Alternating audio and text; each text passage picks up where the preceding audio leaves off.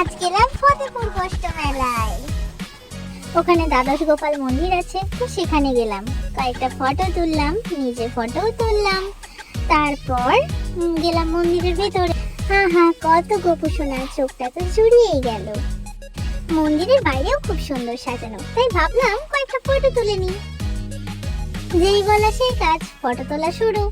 Photo তুলে নিয়ে গেলাম স্টেজের দিকে। স্টেজটাও খুব সুন্দর করেছিল, তাই ভাবলাম আমাকেও তো স্টেজের সামনে ফটো তুলতে হবে। ফটো তোলা শেষ করে গেলাম নাগরদোলা চড়তে। আর নাগরদোলাতে উঠে পড়েছি। দেখো, নাগরদোলায় উঠে ওপর থেকে তো অনেক ফটো তুলেছি। দেখো মেলাটা কত সুন্দর লাগছে। নাগরদোলা চড়তে চড়তে ভয়ের সাথে খিদেও পেয়ে গেছিল।